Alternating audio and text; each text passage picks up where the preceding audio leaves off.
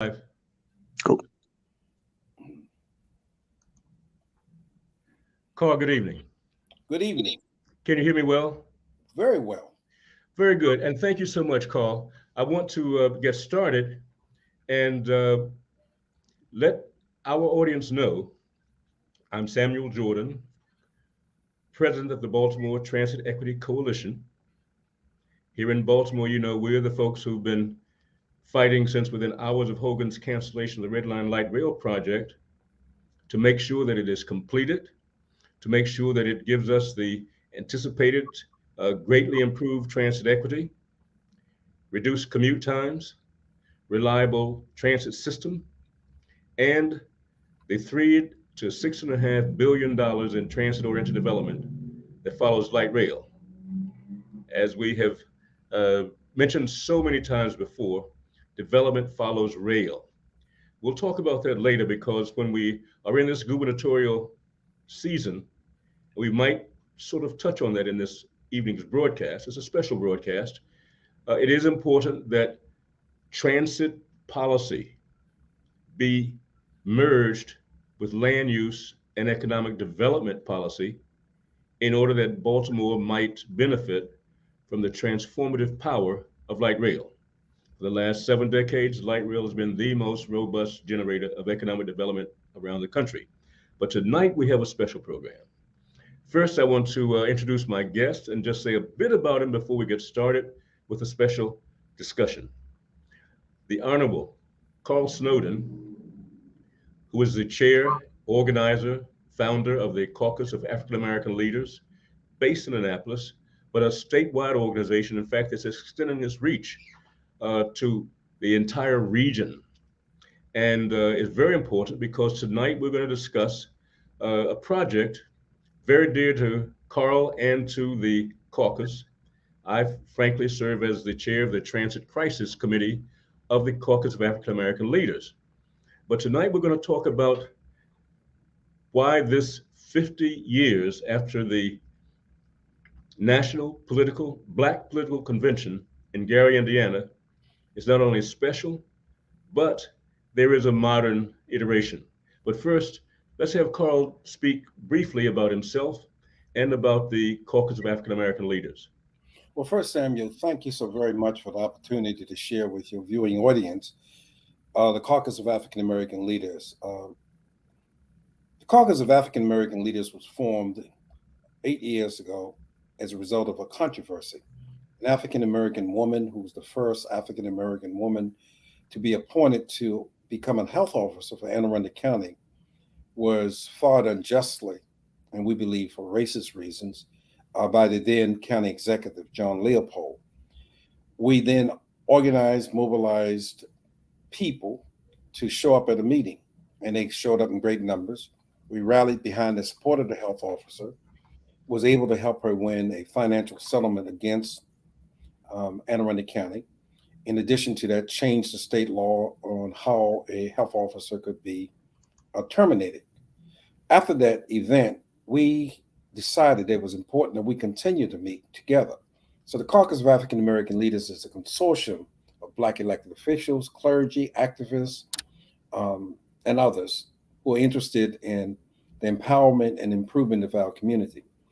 And Samuel, we use this very simple, but I think profound way of explaining why we need a caucus to come together.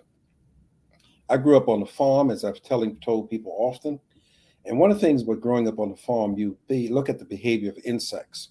And there are two insects that you can pay attention to. One is the bumblebee, and the other is a hornet. A bumblebee is much larger than a hornet, but the hornet is much more dangerous than a bumblebee. And here's why. There can be 1,000 bumblebees, and you can take each bumblebee one at a time and destroy it and kill it. And no bumblebee will come to its aid. But if you touch a hornet, every hornet that's in the hornet's nest will defend that hornet and its territory.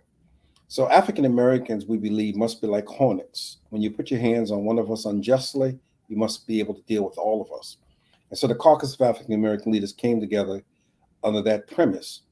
It's unity without uniformity, taking that from the 1972 National Black Political Convention, which theme was unity without uniformity.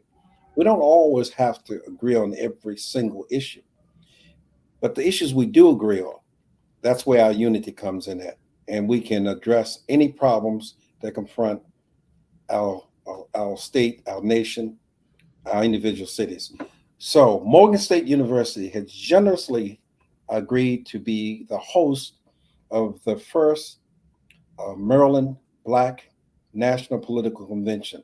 Never before in the state of Maryland have every Black elected official, every civil rights leader, every community activist been invited to come to one place at one time to develop one agenda. So in July of this year, we're going to be putting out a call to every Black elected official, every clergy person, every civil rights activist, every community activist to meet at Morgan State University to address the great issues of today.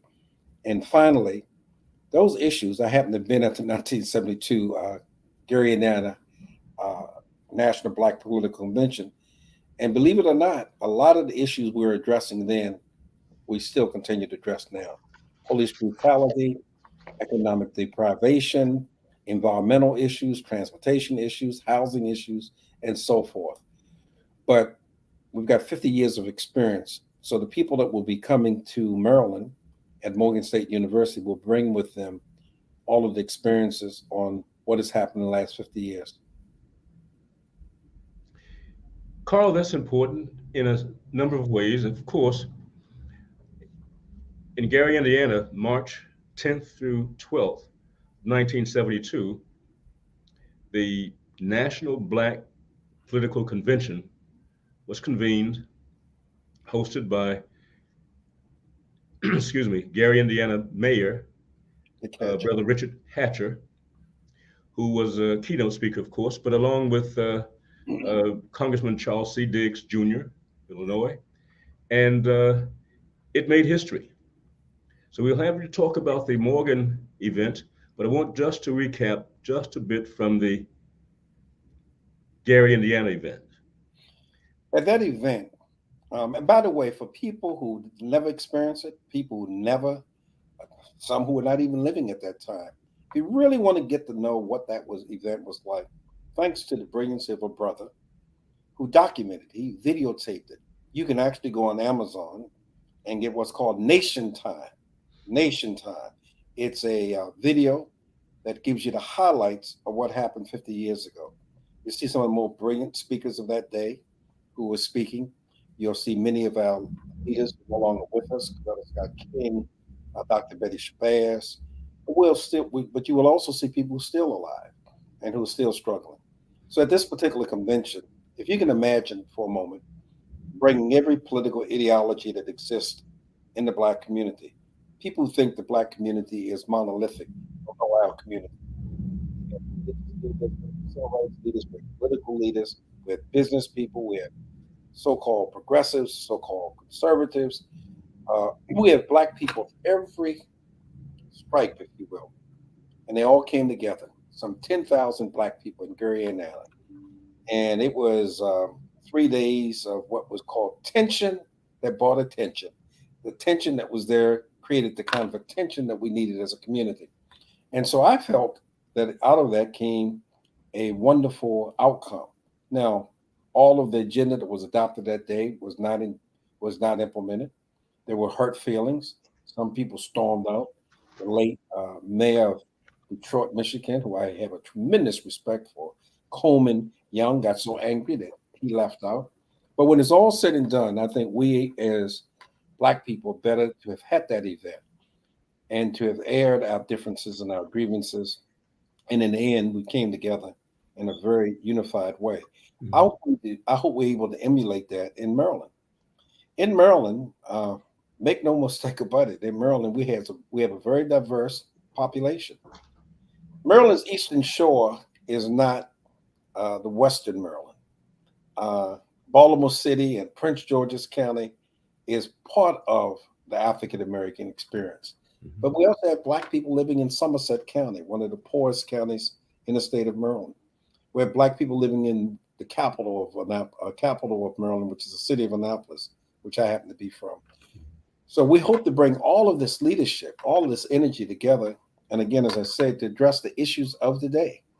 And one of the issues that I want us to really take a look at is what we can do as African Americans to address the systemic racism that exists in our society, as well as the violence that exists in our community.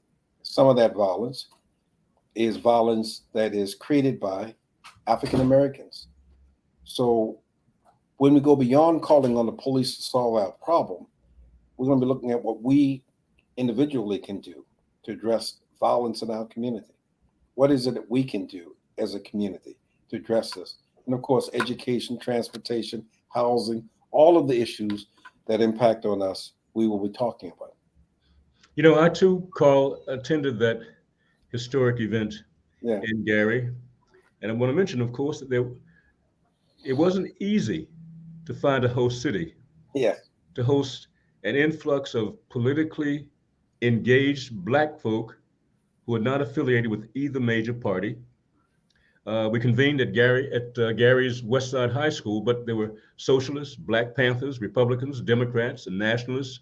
But the idea was to create a cohesive political strategy to advance Black rights, civil and human. And among the notables, of course, I've mentioned Congressman Diggs, Bobby Seale, Shirley Chisholm, uh, Minister Louis Farrakhan, Amiri Baraka, the widows at that time, Mrs. Coretta Scott King, Sister Betty Shabazz, Muhammad Ali was the sergeant at arms, and of course, well, James Brown and Harry Belafonte and Dick Gregory offered entertainment and commentary.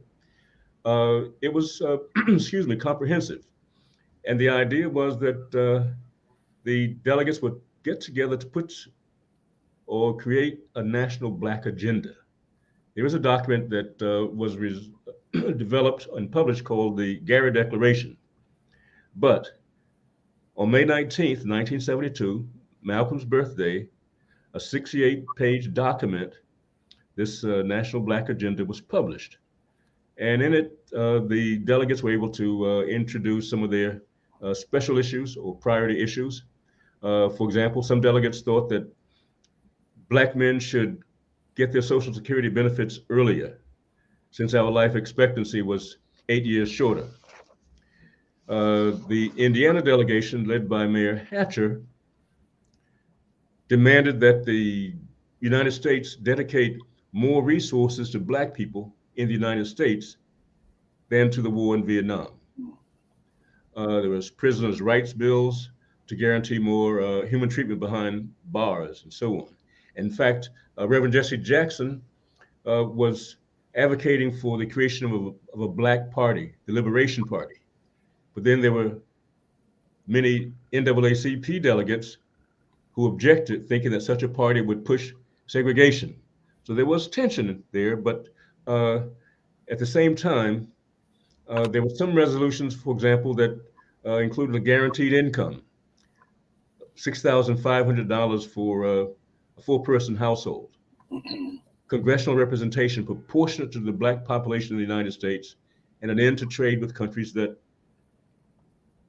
supplied the drug market in the United States. And you mentioned The Nation Time. That's a movie by William Greaves' friends that was narrated by Sidney Poitier. Uh, by the way, Carl, as you know, an 80-minute restored version was released in 2020. Frankly, a kind of charitable gift and foundation gift from Jane Fonda and the Hollywood Foreign Press Association. And we do urge people to take a look at it. But let's talk about other, specifically the Morgan event, because you know in August there's also a National Black Convention in Newark, New Jersey. And there, perhaps similarly as in other conventions of this type, the slogan there is unity without uniformity. But nevertheless, we need to address these problems. So what do you think will be among the priority issues, Carl? What do you think it will be a mark of the convention's productivity? Well, I think all the issues you just mentioned that was talked about in Gary and surely will be talked about in Newark, it's going to be talked about in Baltimore.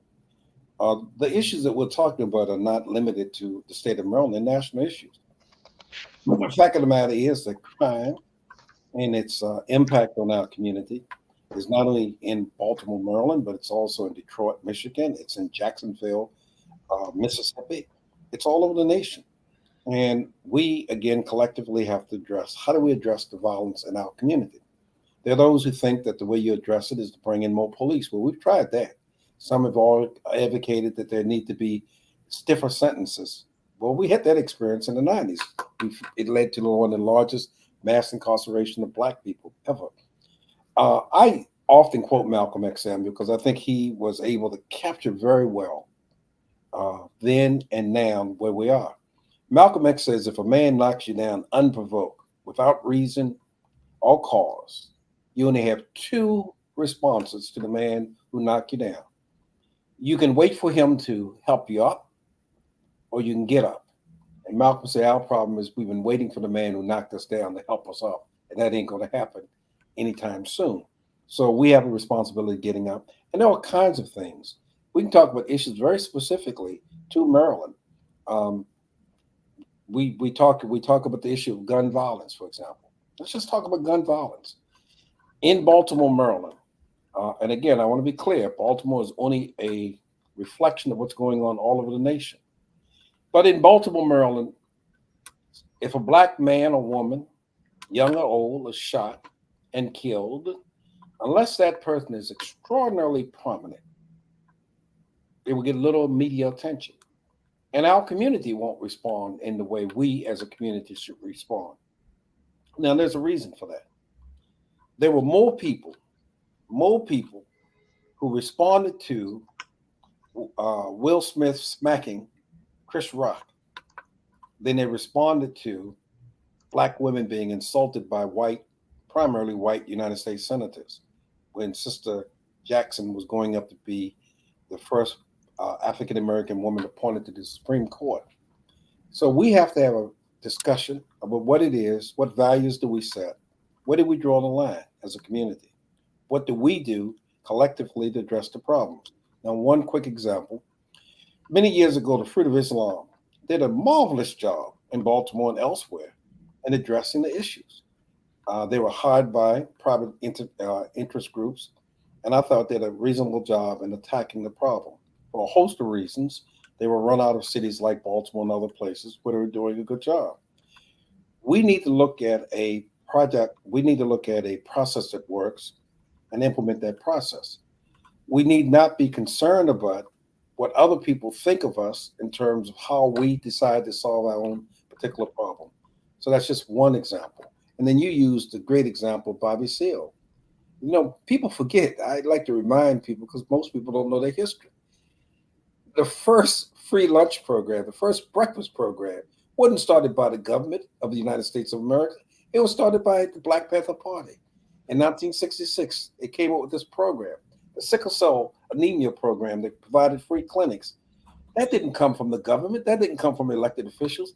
That came from grassroots Black organizations doing the things they thought are necessary. So, in my opinion, it's important that we go back to that notion that Malcolm said: get up, stand up, Mhm. develop your own solutions to your problems. And I think we can do it. I think we can do it in partnership with government where it's necessary. But there's some things, and I've often said this, there's some things that the government cannot, will not, and I add, should not do. And one of those things the government cannot, will not, and should not do is to raise our children. That's our responsibility. So if you happen to be in Baltimore City and you see young boys uh, on the corners, 13 to 17 years old, panhandling, that is, in my opinion, an omen of what we as a community are not doing and what we must do to intervene in those lives and to give those young people an opportunity that they clearly don't have now. Mhm. You know, the Panthers also uh, originated the street law programs that are taught in law schools all over the country now. Street law. Huey P. Newton Mhm. says if No, you're there's right. no arrest, if there's no warrant for your arrest or search, and you have not been found or determined as uh, participant in criminal behavior, you can't be arrested. Arrest the police. What he called a citizen's arrest, a people's arrest. But nevertheless, Carl, you mentioned the example of the Nation of Islam helping with issues in communities like we find all over Baltimore and all over the country. But I'm also aware of the role of the Nation of Islam in Washington, D.C. Played a stellar role in Washington, D.C. In what were called public housing Mhm. settlements, Mayfair and House. were very effective. But that's part of the problem. When we are solving our own problems, we have to address that issue too. Because when we're resolving our own problems, we also must be aware that structural racism is not very happy when we are not only solving our problems, but by that know just what the source of the problems are. So I'd like your opinion on what you think would be a kind of, is there a community angle to how you Absolutely. see us managing crime in Baltimore and elsewhere? Absolutely. And what I'm about to say, some will not appreciate, but they'll get over it. Accountability is important. And again, I'm using Baltimore City, but it can be any city which has um, largely a number of black elected officials in it. We've got to hold everyone accountable, not just white elected officials, but black elected officials. Hmm. And the truth of the matter is, there are conditions that exist in our cities and towns that we need to have this discussion about. There are things that African American elected officials right now can do. Right now. You don't have to wait until somebody tells you to do it. You can do it. One of the things I want to just give an example of something. Back in the 70s and the 60s, one of the number one issues that the nation was facing was race relations and racism. The 60s produced, as I said, this tension that created a tension. So when people were on the streets, America was paying attention. They had to deal with those issues. The same thing is true today. We've got to take our issues and put it on the front pages again. And here's what we've been doing. I've done it in 3 jurisdictions so far, and I hope we be able to do it all over the state of Maryland. We need a resolutions forcing our government officials, black and white, to make a public declaration there for the eradication of racism. Once they pass that resolution, we must hold them accountable to what they say they're willing to do to eradicate racism. So in the city of Annapolis, we had a resolution that was passed unanimously. The city of Annapolis is not a majority black city, it's majority white, but it passed unanimously. In Cambridge, Maryland, where blacks and whites make up what 50% of the population each, they passed unanimously there. In Anne Arundel County, which has 500,000 people in it, with about 14% being African American, Hmm. it passed unanimously. But what about Prince George's County? What about Baltimore City? What about Baltimore County, Montgomery County, these other jurisdictions? What about the towns and hamlets, where if you put the issue of eradicating racism on the agenda, it forces public discussion, it forces people to look inward in terms of what's happening in this city, their town, their hamlet, and in the state of Maryland. And so that's what we're hoping to do to force that particular discussion. And quite candidly, to say to our black elected officials, we put you in public office to improve the quality of lives of people. Now, Samuel, you and I may have a slight disagreement on this. Uh, I know there are people who don't particularly like what I said, what I'm about to say, but I make no bones about it. Malcolm X and Martin Luther King Jr.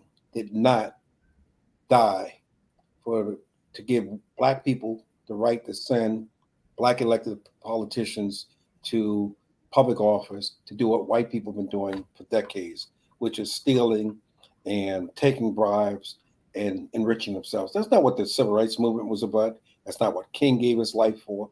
So we've got to create an ethics that say there's some things that are indefensible. No black elected official, and I make no qualification with this, there's no equivocation. There's not a single black elected official in public office today is in that position had it not been for the sacrifice of Black people. And too many people literally shed their blood. And no one will convince me that they shed their blood so that Black people would have the right to get elected to a public office and do the nonsense that a lot of whites have been doing for centuries. And when people say to me, when Black elected officials are indicted and convicted, they're treated more harshly than whites for doing the same thing. And it's true, but you won't find a lot of sympathy with me because, from my perspective, when we elect you to public office, it's giving you great public trust. We're looking for people with integrity and people who are concerned with empowering and improving their community and who are not trying to line their own pockets.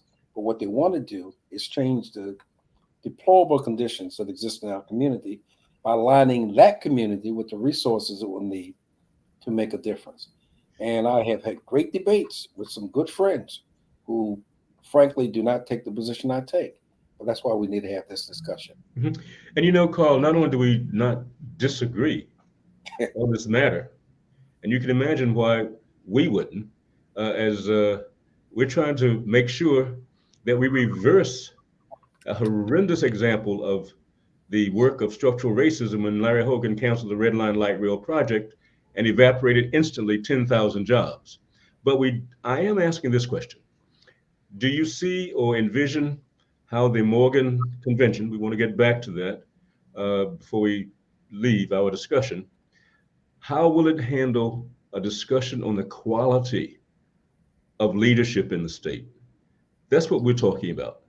Well, let's do it this way. That leadership that is not fully accountable and not fully in service to the Black community.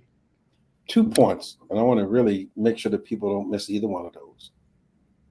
Having lived as long as I live, longevity, you have a way of measuring public service. So I know what public service look like and what it should look like and what commitment should mean. So the two things I would say to that is, one, we have to recognize something is happening nationally, and I'll just speak to it where everybody will be real clear on it. If you were to ask people to identify who the national Black leaders of the day, you'll find many of them are names that you would recognize. You mentioned Minister Louis Farrakhan. Minister Farrakhan is 89 years old, going on 90. The Reverend Jesse L. Jackson is 81 years old. Maxine Waters, that great sister from California, she's 83 years old. The brother who's the Coburn, who's now the minority whip, a majority whip brother in the House of Representatives. Yeah, James Clyburn from South Carolina. He's 79 years old. Our national leadership is aging, and there's a requirement that somebody take their place. In the state of Maryland, there's no different. You look at some of the brothers and sisters who've made some tremendous contributions. They're in their 70s and late 80s. And so there's a need to have new leadership emerge, and it will, either by design or it will fill a vacuum. It always has and it always will. I like to always remind people of history. When Martin Luther King Jr. came on the scene, he was 26 years old. And some of the most strongest opponents he had was a man named A. Philip Randolph, who was in his 70s at the time, the Reverend Adam Clayton Powell Jr., who was called Mr. Civil Rights of his day. He had in place elderly people who were in leadership positions. But King, the young Turk, helped change the dynamics. Well, what happened with Dr. King? At the tender age of 38, which you and I would not consider old, Dr. King found himself being challenged now by a new breed. Stokely Carmichael was 21 years old. Huey Newton was 22 years old when he founded the Black Panther Party. This new emerging leadership. So it always comes into place. So I suspect that we're going to have people, I think of a conference, a convention, who are new, who are just getting involved into the process. And what I'm hoping that we'll be able to do is take the wisdom of our elders and learn from the mistakes that they made, be able to create this new crop of leadership, hopefully one that will listen, and be able to pass the baton so that we have men and women. And we do have some really brilliant young people who are coming involved who lack experience because they're so young, but who have the necessary skills that if we give it to them, they could make a huge difference in this community. So that's one of the things I'm hoping that will come out of it. And the last piece is academia. Now, let me ask you a question, and when I'm asking you, it's really to the larger audience. We've had all of the scandals you can think of, whether it's Baltimore City with Kathy Pugh being indicted and convicted, or whether it's Jack Johnson in Prince George's County, or some other African American elected official in the state of Maryland. Where are the lessons to be learned? We have the University of, we have Morgan State University, we have Coppin State University, we have Bowie State University. I wonder, is anybody pausing for these young people that's in political science classes and saying, let's use these real life contemporary examples. What are the lessons we learned from this? Mm-hmm. What should students who are Black, who happen to be matriculating to these institutions and particularly majoring in political science, what is the lessons to be learned? And so I think by pausing, looking at contemporary issues of the day, and then giving, hopefully, instructions to people how to prevent that from occurring. And they can be prevented. And part of it is holding people accountable. So if we as a community say we want elected officials to be public servants, Sammy, I want to emphasize this point, but I saw the trend and it's frightening. Too many of our African American elected officials have moved away from being public servants, becoming mini celebrities. And there's a difference between a mini celebrity and a public servant. Perrin Mitchell was a public servant. Make no mistake about it. He was accessible, reachable. You could see him on the streets. Today, many of our elected officials have their own entourage of people surrounding them, and they act more like rock stars than the public servants they're elected to. So when we hold them accountable and say, look, just as we helped to elect you as mayor, just as we helped to elect you as congressperson, as attorney general, whatever position you may be holding, we can unelect you. That's the kind of understanding we have to have with our leadership. Carl, that lesson is not quite being taught, frankly, and where there is, in some classes, we go to civics classes, I'm invited often to come in and discuss how we should address structural racism, particularly in public transportation. And I ask further, where is there a curriculum? Is there a track or study track for students to learn something quite basic and then stay with it, or at least follow it? For example, where you find structural racism, make structural change. But that requires organizing, that requires some study. It also requires some discipline, but dedication to a mission in service of the community. And it is not the call to the stage. You don't rush the stage. There's too much else to be done. Productive work. So that, I hope, might be one of the outcomes of the convention at Morgan. I'll say again, part of this is brothers and sisters coming together, having a dialogue. And not all of it's going to be pleasant. I mean, we have a crisis in our community. So we'll have an opportunity to say to presidents of universities and colleges, can we create within that institution a curriculum that addresses the issues that I just mentioned? Mm-hmm. Let's assume for the answer, let's assume for the sake of this discussion that they say no. I don't expect that, but let's just assume they say no. Well, what's the alternative?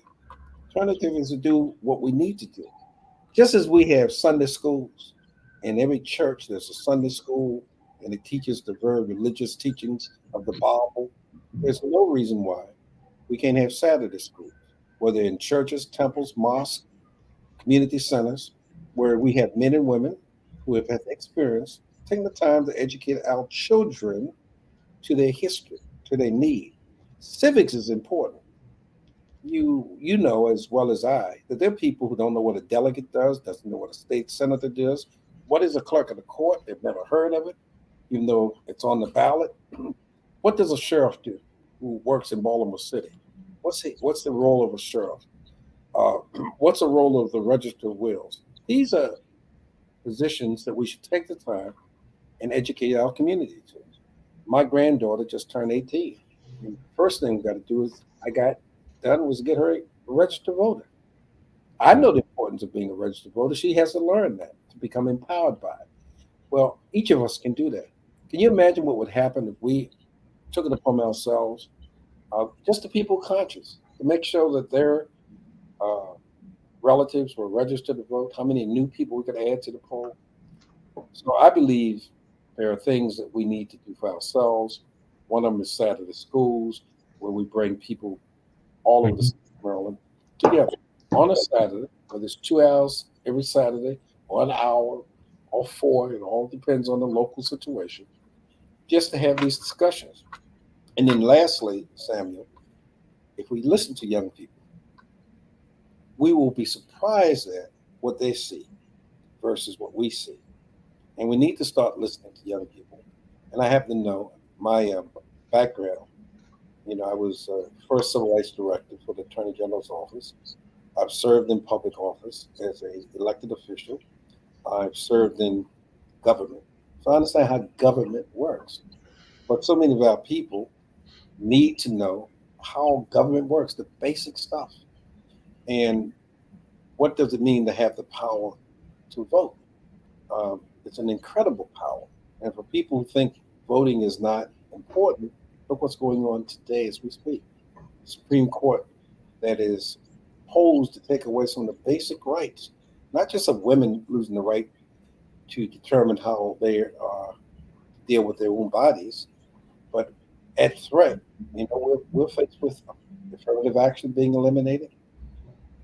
As you know, we have a very powerful tool already in government right now Right now. that deals with racism and its transportation.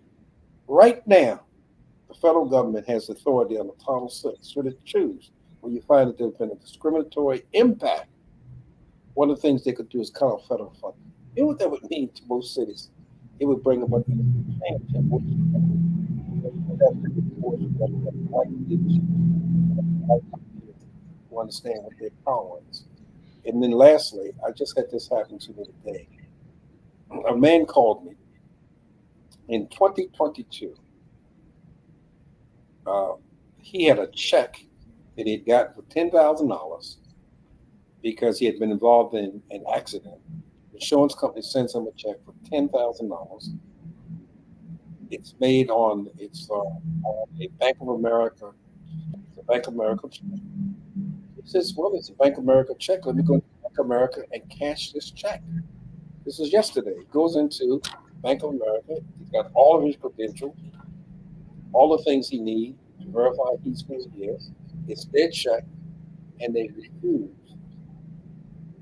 to cash his check, somehow believing that because he's a black man, dressed a certain kind of way, that he must be trying to run some kind of scheme. It did not cash it. Was doing some stuff to make sure that Bank of America pays for that. But we need to be able to have a scorecard telling black people, what banks we should frankly be doing business with. Hmm. There are things that we as a community can do.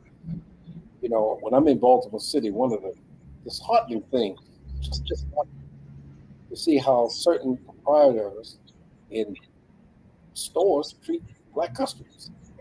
You would think the black customer is being done the favor rather than the black customer doing a favor for this entrepreneur. The disrespect, the way people are treated. Martin King rather once said, we shouldn't spend our money in any place where we can't work and where we're not respected. Very simple. And it's teaching people how to use that money as an economic tool. When you're very conscientious where you spend your dollars and how you spend them, you can bring about social change. Hmm. Carl, thank you. And I want our audience to know that obviously you've enjoyed, you've more than monitored. I'm hoping that you've sort of absorbed, internalized what is a very sobering discussion. The convention at Morgan is a step, but it has to be a critical step because this is a critical period historically. So I want Carl, tell us about the time, place, how people can either register or find out more about it in order to participate, and then we'll close our conversation. Thank And you. certainly look forward to having you as our guest again. Thank you, Samuel. Thank you for the invitation. And again, for people who are interested, it's going to take place July 8th to the 10th. It's at Morgan State University. One of the groups is putting it on. It's a consortium of organizations, but one of the groups is putting it on is the Caucus of African American Leaders. You can go to the Caucus of African American Leaders website to get more information on this particular conference. Robert Johnson is spearheading this particular effort. He's the liaison person who is putting this together.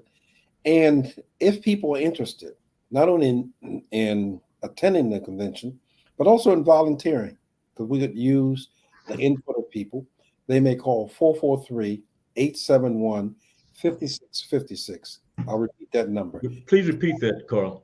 It is 443-871-5656. If you're interested in getting more information on the Maryland Black Political Convention and or volunteering to help be part of organizing it, the number again is 443-871-5656. And lastly, I want to say to you, Samuel, you understood the notion of transit equity, and you are so well in showing people the connection between this transit and transit policies and how those policies historically have injured Black people. And one of the things that most people don't understand is transit issues are not issues that have just begun. Transit issues started with us as a people when the first transit ship came from Africa to the New World. We have been dealing with transit issues from the day one. The moment we arrived on this shore, and if anybody knew anything about the history of this migration of Black people, why Black people left the South, why they went up to the Midwest and into the northern cities, it's all about the history of this transit, this system. And I got to give you one of these Dick Gregory lines. Dick Gregory was a brilliant, absolutely brilliant man, in my opinion. He was just a brilliant man. Dick Gregory says, in America, and it's true, I'm just knowing how this truism is, it is possible to shoot and kill Black people, and police officers do it all the time. But the one thing that police officers do not do in America, they do not shoot Black people's automobiles. Because if you shoot Black people's automobiles, Dick Gregory said, you're going to get a reaction that's far different than if you shoot their mother or their father. Carl, not only is that true, but what we say and what we try to make sure that is understood broadly. Public transportation is a legacy instrument of the control of Black people. That's right. Public transportation determines, particularly for those who don't have access to cars, where you can go. How long it takes you to get there is known. When you have to start getting ready to come back home, the cost of it. And then, in some cities, hamlets, you call them, or small towns, particularly where I grew up in apartheid North Carolina, there's no public transit on weekends to keep the Black folks from interfering with the real, true Americans downtown, as if they're at their leisure. The mobility of the so-called formerly enslaved has always been a matter of concern for the so-called former enslavers. We are at a point, for example, the battle to build the Red Line and replace the MDOT-MTA commandist model with the Baltimore Regional Transportation Authority is precisely what we're trying to do, to let people know that we can take that step that eliminates the source of the race-based transit policy. That's just the first step. But that's something that we hope we can share with the folks at Morgan. And The I'm Baltimore Transit Equity Coalition is engaged in what's called a ballot access campaign. We are seeking to collect, frankly, 10,000 valid petitions by 1st of August in order to put a question on the ballot in November 8th, that challenges the voters. Is it time for us to get rid of the source of race-based transit policy? We can't put it any simpler than that. And we're hoping that people know that if we don't stand up and do it now, this opportunity might not come back around in our lifetimes. Friends, not leaving on a sober note, because we can win at this. What this conference in Morgan will emphasize, I'm certain, is that the will to win, or as Frederick and others might have said from time to time, you become a free man with that first step you take off the plantation. Friends, have a fine evening. Thank you so much. And thank you, Carl, our special guest, the Honorable Carl Snowden, Chairman of the Caucus of African American Leaders, and sponsor and co-sponsor of the upcoming conference, Black Political Convention at Morgan State. Those dates again, Carl? July 8th through July 10th, the first weekend in July. And the number that they can call? 443-871-5656.